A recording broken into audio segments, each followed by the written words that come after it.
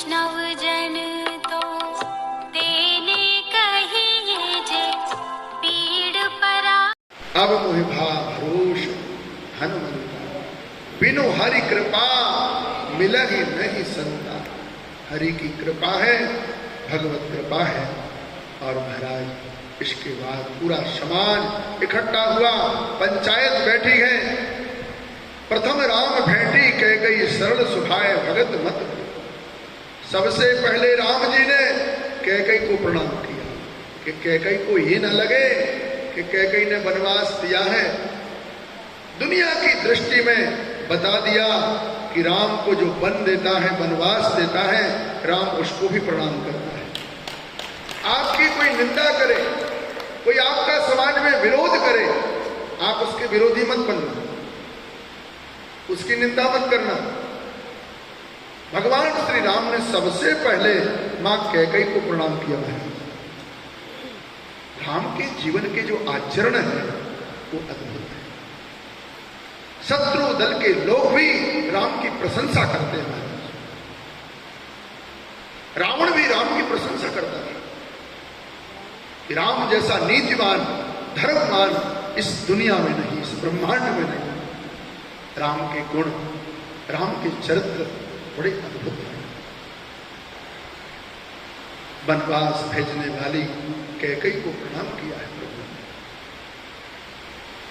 गुरुदेव गुरु वशिष्ठ को प्रणाम किया और निषाद राज का हाथ पकड़ के कहा, गुरुदेव ये मेरा मित्र है। राम जी ऐसे दिखा रहे क्योंकि गुरु वशिष्ठ, अब महाराज छुआछूत थोड़ा, तो निषाद है, कोल भील किरात। तो गुरु वशिष्ठ जी ने भी गले लगा दिया कि जब राम जी इसको हाथ पकड़ करके और इसे स्पर्श कर रहे तो इस व्यक्ति में अपवित्रता रही कहा, ये तो पवित्र हो गया। निषाद को भगवान ने गले लगा लिया, भगवान ने आश्रय दे दिया अपने चरणों का, अपना आश्रयदाता बना लिया, भक्त बना लिया। इसलिए गुरु वशिष्ठ ने भी, अरे महाराज दूर दूर, निषाद ने कहा नहीं नहीं बस कर निषाद, तू आ मेरे गले लग जा। पूरे परिवार के लोग मिलते, जनकपुर से भी कहते, जनकपुर से जनक जी महाराज और सुनैना आई हैं। और इधर जो है अद्भुत वातावरण है चित्रकूट में, पूरा समाज। और उस समय भगवती जगत जननी जानकी जी ने 3 रूप बनाए। एक रूप में कहते कौशल्या की सेवा करती हैं, चरणों को दबाती हैं। एक रूप में सुमित्रा की चरणों को दबाती हैं। एक रूप में जो है कैकई की सेवा करती हैं, चरणों को दबाती हैं। 3 रूप बना लिए और बार बार माता कहती, जानकी बस रहने दो सेवा। जनक जी महाराज आए तो सुनैना ने कहा कौशल्या मां से कि मां आपकी आज्ञा हो तो मैं जानकी जी को एक रात के लिए अपनी कुटिया में ले जाऊं, ले जाए। कौशल्या ने कहा महाराज आपकी बेटी है, नहीं नहीं, परिवार की आज्ञा के बिना बेटी वालों को, बेटी को अपने घर नहीं ले जा सकते भाई, आज्ञा होना लेना जरूरी है। तो सीता जी सुनैना के कक्ष में आई और तब जनक महाराज ने कह दिया कि पुत्र पवित्र किए कुल दो। हे बेटी, आज मैं धन्य हो गया हूं, तेरी जैसी बेटी को पाकर के, तेरी जैसी पुत्री को पाकर के मैं धन्य हो गया। दोनों कुलों को उद्धार कर दिया है तूने बेटा। और बेटी है ही ऐसा पात्र दुनिया में, पुत्री जैसा पात्र। और इस जगत को महाराज, इस राष्ट्र में ऋषियों ने मातृ देवो भव कहा, इसलिए आचार्य देवो भव, पितृ देवो भव, मातृ देवो। सब ऋण से हम ऋण हो सकते हैं, लेकिन मात्र ऋण से कभी वो ऋण नहीं हो सकते। तो किसी संत ने कहा हो सकते हैं। कैसे? भाव था। बोले कैसे हो सकते हैं? बोले जब ये जीव को जन्म बनाया गया ब्रह्मा जी ने, तो ये मृतलोक में आने वाला था। तो जीव को बड़ा दुख हुआ कि संसार तो बहुत पछड़े वाला है, संसार तो बहुत दुखमय जगह है। ये भगवान, हम वहां जाएंगे बड़े दुखी हो जाएंगे, इसलिए हमें नहीं जाना वहां। तो भगवान ने कहा चिंता मत करो। जीव ने कहा कि प्रभु मुझे भूख लगेगी, प्यास लगेगी, कपड़ों की जरूरत पड़ेगी, बहुत सी वस्तुओं की जरूरत पड़ेगी। तो जीव को लगा, मनुष्य को लगा कि भगवान शायद 1000-2000 व्यक्तियों को हमारी सेवा में भेजेंगे, मनुष्य की सेवा में। भगवान ने कहा चिंता मत करो, तुम्हारा जन्म होगा और 2 व्यक्ति तुमको ऐसे मिलेंगे, तुम्हारा जन्म देंगे, तुम्हारा पालन पोषण करेंगे, तुम्हारा विद्या अध्ययन, पढ़ाई लिखाई, शादी विवाह, मकान दुकान संपत्ति सब कुछ तुम्हें देंगे। वो कौन होंगे? बोले माता पिता। जो 2 व्यक्ति हैं, मानो 2 फरिश्ते साथ में भेजती है। माता पिता साक्षात भगवान का रूप है, प्रभु का रूप है, परमात्मा का स्वरूप है। और बोले जब तुम्हारा ये कार्य संपन्न हो जाए तब तुम उन माता पिता की सेवा करना, जिस तरह तुम्हारा लालन पालन किया, और उसी तरह तुम भी अपने माता पिता का लालन पालन करके उनकी सेवा करना। इससे सब ठीक हो जाएगा, तुम्हारा कल्याण हो जाएगा। भगवान ने। और आज चित्रकूट में विचार चल रहा है, चिंतन चल रहा है, मंथन चल रहा है। सत्ता के लोभ में, सत्ता के लालच में, न जाने दुनिया के लोग राजनीति क्या क्या नहीं करवाती। लेकिन धन्य है सूर्यवंश, धन्य है रघुवंश। चित्रकूट में चर्चा चल रही कि राज्य को कौन ग्रहण करेगा। विचार चल रहा, मंथन चल रहा है। भरत जी जनक जी के पास जाते हैं, गुरुदेव को कहते हैं गुरुदेव आप राम को कह देना। जनक जी को कहा, सब बैठे और जनक जी परम वेदांती है, परम विवेकी है। गुरु वशिष्ठ का परम ज्ञान, दिव्य ज्ञान, ब्रह्म ज्ञान। आज राम और भरत की जो चर्चा चल रही, मानो गंगा की धारा बह रही। एक तरफ सरस्वती की धारा चल रही, बड़े बड़े ऋषि मुनि। और जनक जी ने कहा, इस प्रेम की धारा में कहीं मैं बह न जाऊं, इसलिए मैं कुछ नहीं बोलूं। भक्त और भगवान का विषय, हम नहीं कुछ कह सकते, हम कुछ नहीं बोल सकते। विचार हुआ, मंत्रियों ने कहा कि महाराज पितृवचन की आज्ञा से आप वन में आए और भरत जी को राज्य मिला, और भरत जी की इच्छा है कि राज्य सत्ता की बागडोर आप संभालें, प्रभु श्री राम संभालें। राम जी ने कहा बिल्कुल, इसमें कोई दो मत नहीं। भरत अभी कहे, इसी समय कहे तो मैं इसी समय चित्रकूट से वापस चलता हूं अयोध्या को। लेकिन एक बात ध्यान रखना। क्या बात? बोले दुनिया के लोग क्या कहें कि पिता के जाने के बाद बच्चों ने संपत्ति का बंटवारा कर लिया, लेकिन आज्ञा को भुला दिया गया।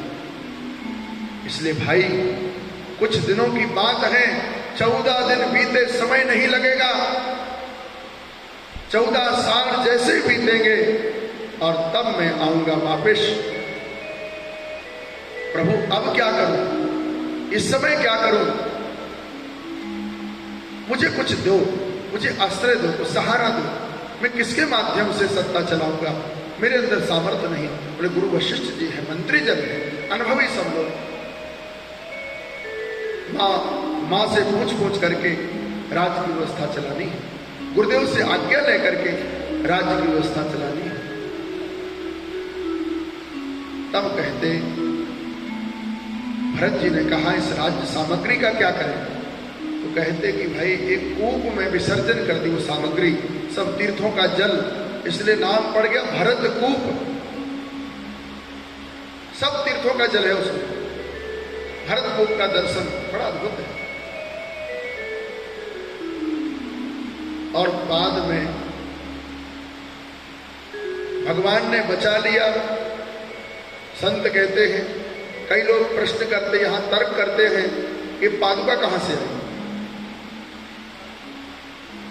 999 साड़ी कहां से आई, किस फैक्ट्री से आई, किस मिल से आई, किसी को पता है?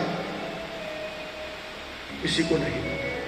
भगवान को पता था मेरा भक्त मुझसे पादुका मांगेगा, और ये पादुका नहीं मानो सीताराम के रूप में पादुका प्रदान की है। प्रभु करी कृपा पावरी दीनी, सादर भरत शीस धरनी। प्रभु कर कृपा पावरी देनी, प्रभु कर कृपा पावरी देनी। सादर भरत शीस धरनी, सादर भरत शीस धरनी। और आपको पता है पादुकाएं प्रदान की हैं और भगवान को प्रणाम करके शीश पर खड़ा अखियों में पानी, राम भगत ले चला रे राम की निशानी। राम भगत ले चला रे राम की निशानी, हम भगत ले चला रे राम की निशानी। राम भगत ले चला रे राम की निशानी। शीश पर खड़ा हो, शीश पर खड़ा हो, अखियों में पानी, राम भक्त ले चला रे राम की निशानी। राम भक्त ले चला रे राम की निशानी।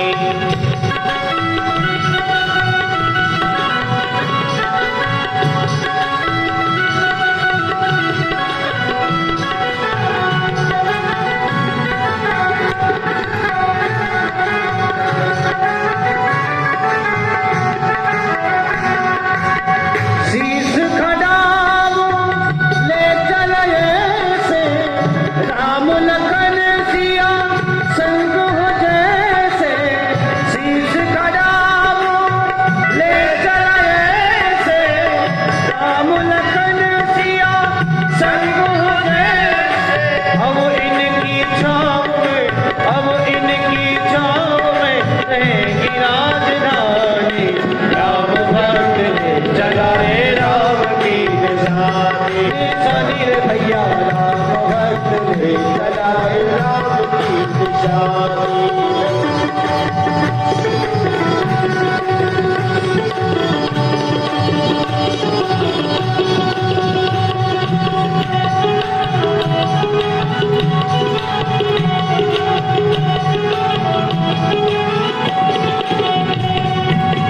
पल छिन लागे सदियों जैसे, 14 बरस कटेंगे कैसे।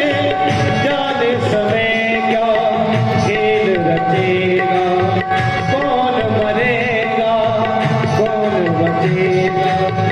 कब्र मिलन के फूल खिलेंगे, नदिया के दो फूल मिलेंगे। बरस जाओ, हिल मिल 14 बरस बिताओ। राम बिन कठिन है, राम बिन है राम बिन कठिन है एक घड़ी बितानी। राम भक्त ले चला रे राम की निशानी, निशानी रे भैया राम भक्त ले चला रे राम की निशानी। राम भक्त ले चला रे राम की निशानी। शीश पर खड़ा हो, शीश पर खड़ा हो, अखियों में पानी। राम भक्त ले चला रे राम की निशानी, निशानी रे भैया राम भक्त ले चला रे राम की निशानी। राम की निशानी, राम की निशानी, राम की निशानी। और भरत जी महाराज पादुका लेकर के अयोध्या में आए।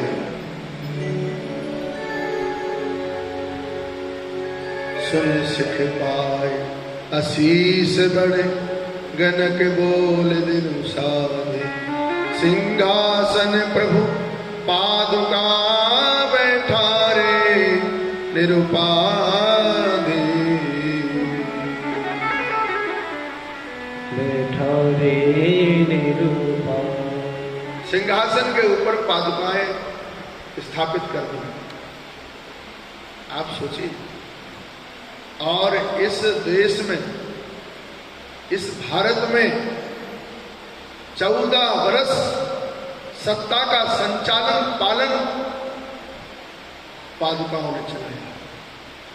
1 वर्ष की सत्ता चलाना बड़ा मुश्किल होता है, लेकिन जहां त्याग है, समर्पण है, जहां कोई लोभ लालच नहीं, भरत जी महाराज ने पादुकाओं से पूछ पूछ करके सभी कार्य करते हैं। विचार किया कि मेरे प्रभु श्री राम जमीन में लेटते हैं, जंगल में रहते हैं, तो मैं अयोध्या के राजभवनों में क्यों रहूं? मैं तो नंदीग्राम में रहूंगा। आपने नंदीग्राम देखा? नंदीग्राम कितने लोग गए? सभी लोग गए। बहुत नंदीगांव करी परन कुटीरा, वीर निवास धर्म धीरा। नंदीगांव कर परन कुटीरा, वीर निवास धर्म धीरा। जटा जोटे सिर मोने पट भारे, जटा जूट मुने पट भारे। मही कन कुश साथरी सवारी। भरत जी ने विचार किया कि मैं राजमहलों में नहीं रहूंगा। तब शत्रुघ्न ने कहा कि भैया मैं भी आपके साथ चलूंगा। बोले नहीं शत्रुघ्न, सूर तपती है, जमी को भी तपना पड़ता है। प्यार करती हैं आंखें, मगर दिल को तड़पना पड़ता है। ये सूरवंश है। शत्रुघ्न ने कहा कि मैं महलों में रहूं, ये ठीक नहीं। भाई, माता पिता, गुरुदेव की आज्ञा का पालन करना है, माताओं की सेवा करनी है। इससे शत्रुघ्न तू यही रह। कौशल्या मां रोने लगी, दुखी हो गई। गुरुदेव से कहा, गुरुदेव भरत नंदी गांव जा रहा। तब गुरु वशिष्ठ ने कहा, किसी भक्त, किसी साधक, साधु, संत के जीवन में आराधना में विक्षिप्त नहीं करना चाहिए, हमें बाधा नहीं पहुंचाना चाहिए। भरत की जैसी इच्छा वैसा कार्य करने। गुरुदेव मैं नित्य प्रति पादुका पूजन के लिए, राजकाज की व्यवस्था संचालन करने के लिए आऊंगा। ऐसा नहीं मैं प्रभु श्री राम की आज्ञा के विरुद्ध चलूंगा, ऐसा नहीं। और भरत जी ने राज पोशाक को उतार दिया, बलकल वस्त्रों को धारण करते हैं। कहा श्री राम जंगल में, वन में, और भरत जी महाराज भी बलकल धारण करते हैं। और भरत जी हमारे आप जैसा भोजन नहीं करते। गौ माता को जौ खिलाए जाते हैं और गौ माता जब गोबर के माध्यम से वो गोबर में जो जौ आते हैं उनको धुल करके सिलवट्टा में कूट करके उसकी रोटी बनाई जाती है। 1-2 रोटी वो प्रसाद ग्रहण करते हैं भरत जी महाराज। इतना बड़ा तप है। बड़े बड़े ऋषि मुनियों की तप आराधना साधना इनके सामने गौड़ है। मानो तप की मूर्ति है, साक्षात प्रकट हो गई है, तप का अवतार हो गया है। क्या वैराग, क्या त्याग। भरत जी महाराज नंदी गांव में बसते हैं और तुलसी बाबा यहाँ अयोध्या कांड को समापन करते हैं। सिया राम प्रेम पीयूष पूरन होत जन्म न भरत को, मुनि मन अगम जम नियम सम दम विषम व्रत आचरत को, दुखदारिद दम्ब दूषण सुजस विष अपहरत को, कलिकाल तुलसी से सटन हट राम सन्मुख करत को, कलिकाल तुलसी से सटन हट राम सन्मुख करत को। भरत चरित करने तुलसी जो सादर सुनहि, सिया राम पद प्रेम अवस होए भव रस विरति। तुलसी जी कह रहे हैं भरत जी के चरित्र को जो गाएगा, पढ़ेगा, सुनेगा, उसके जीवन में राम भक्ति जगेगी, राम प्रेम जगेगा, राम जी के चरणों में प्रेम हो जाएगा, सिया राम के चरणों में प्रेम हो जाएगा और उसके जीवन के संपूर्ण मनोरथ पूरे हो जाएंगे। भोग भी लगवा देना और जो साधु संत है वो उनका भंडारा पहले कर सकते हैं, है ना? हाँ जी, हाँ, लाडली सरकार वाले ये कीर्तन करेंगे, भजन, हाँ, पहले भोजन होगा, वही पहले भोजन होगा